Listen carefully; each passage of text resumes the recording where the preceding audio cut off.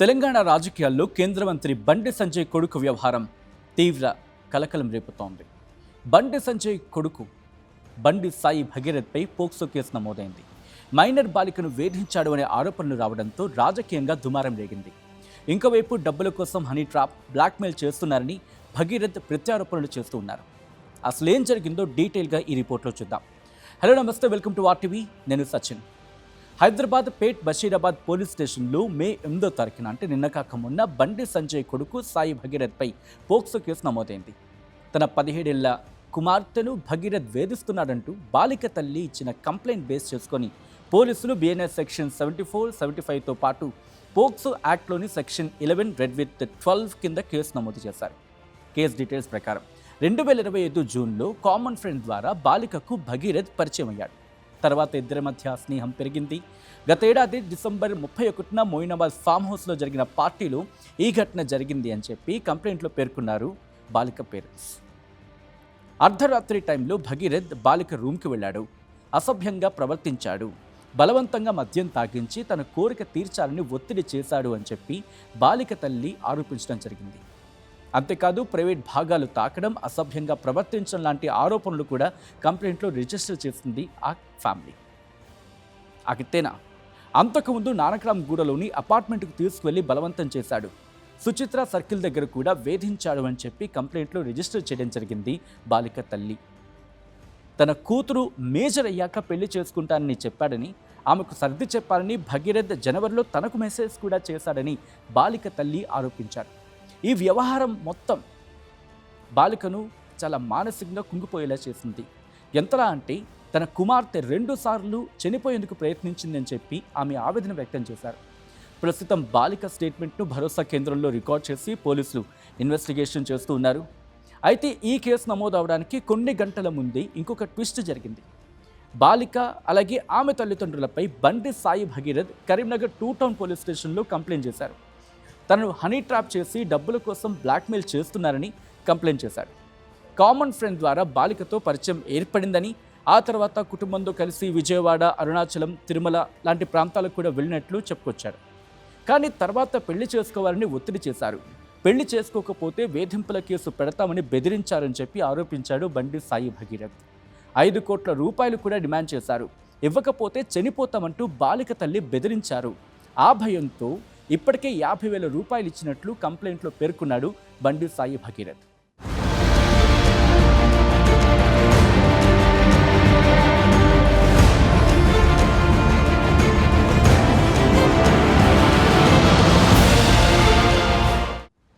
Bhagirath కంప్లైంట్ను base చేసుకొని పోలీసులు BNS sections 308 subsection 6, 351 subsection 2, 61 subsection 8, red with 3 subsection 5 కింద కేసు నమోదు చేశారు.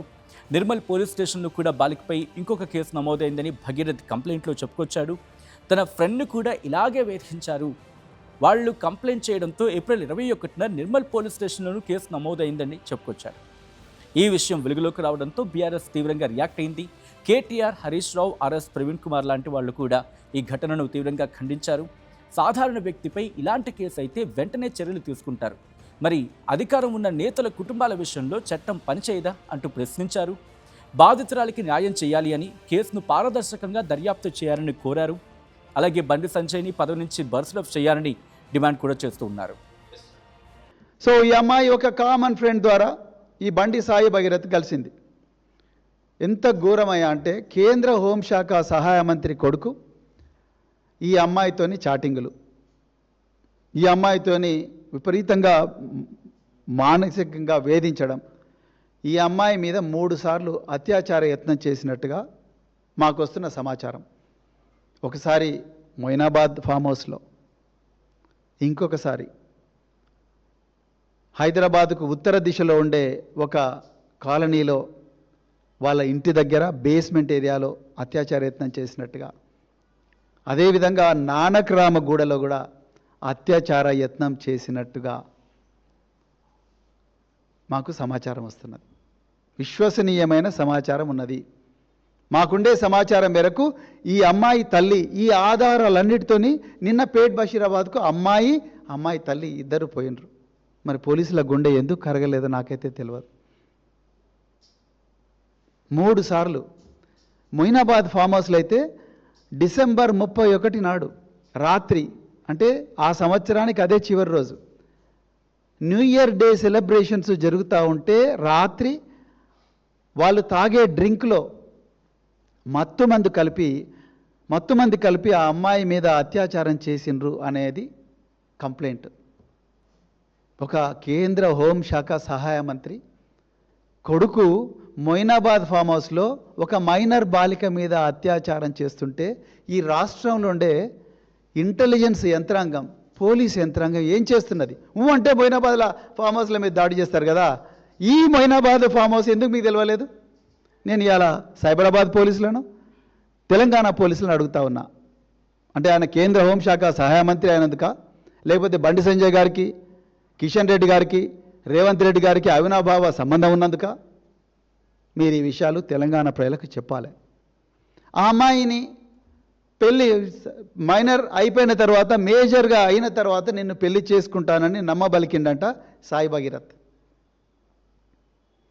సో ఇప్పుడు నాకు నువ్వు అవసరం లేదన్న వెంటనే ఆ అమ్మాయి 2 సార్లు, ఒకసారి ందంట, 2 సార్లు చేయి మీద గాజు పెంకుతో గాయాలు కూడా చేసుకున్నదంట. ఇది నాకు వస్తున్న సమాచారం. తప్పైతే సైబరాబాద్ పోలీసు వాళ్ళు చెప్పాలి. Because we don't know the facts.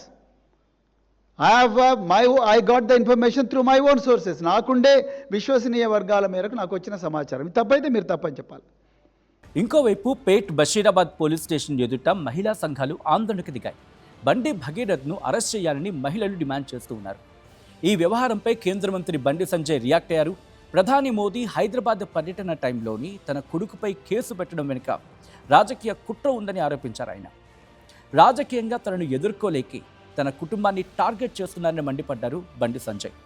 తప్పేదో ఒప్పేదో న్యాయ వ్యవస్థ నిర్ణయిస్తుందని, ప్రతి ఆరోపణకు కాలమే సమాధానం ఇస్తుంది అంటూ చెప్పుకొచ్చారు కేంద్ర హోంశాఖ సహాయ మంత్రి బండి సంజయ్.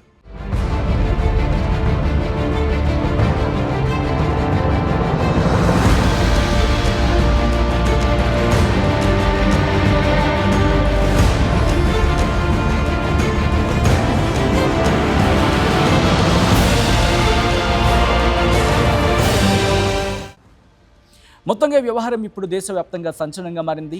నిజంగా వేధింపులు జరిగాయా, లేక హనీ ట్రాప్, బ్లాక్మెయిల్ వ్యవహారమేనా? 2 వర్గాల ఆరోపణల్లో నిజమెంత అనే వివిధ రకాల ప్రశ్నలు తలెత్తుతూ ఉన్నాయి. ప్రస్తుతం ఈ 2 కేసులపై కూడా పోలీసులు ఇన్వెస్టిగేషన్ చేస్తూ ఉన్నారు. Digital evidences, call data, chats, స్టేట్మెంట్స్ని పరిశీలిస్తూ ఉన్నారు. మరి ఈ కేసు ఏ మలుపు తిరుగుతుంది అనేది ఇప్పుడు తెలంగాణ రాజకీయాల్లోనే కాదు, దేశవ్యాప్తంగా, దేశ రాజకీయాల్లో కూడా హాట్ టాపిక్గా మారింది. మరి ఈ ఘటన మీద మీ అభిప్రాయం ఏంటి? కామెంట్ చేసే ప్రయత్నం చేయండి. ఈ కథను మిమ్మల్ని కాస్త కలవరపరచవచ్చు. అయితే మిమ్మల్ని కలవరపడి గురించడం ఆర్టీవీ ఉద్దేశం కాదు. ఇటువంటి కథనాలు మీకు చూపించడం, తద్వారా మీకు అవగాహన కల్పించడం, మిమ్మల్ని అప్రమత్తం చేయడంలో భాగంగా ఇటువంటి కథనాలు చూపించడం జరుగుతుంది తప్ప మిమ్మల్ని కలవరపడి గురి చేసే ఉద్దేశం ఆర్టీవీకి ఉండదు. కానీ ఇటువంటి కథనాలు చూసినప్పుడు కాస్త కలవరపడి గురి అవకాశం ఉంటుంది కాబట్టి దీనికి సంబంధించిన జాగ్రత్తలు తీసుకోవాలని ఆర్టీవీ సూచించడం జరుగుతోంది. This is a disturbing content, where description is highly advised. ఈ కథను మిమ్మల్ని కాస్త కలవరపరచచ్చు. దీనికి సంబంధించిన జాగ్రత్తలు తీసుకోవాలని ఆర్టీవీ సూచించడం జరుగుతోంది. This is a disturbing content, where description is highly advised.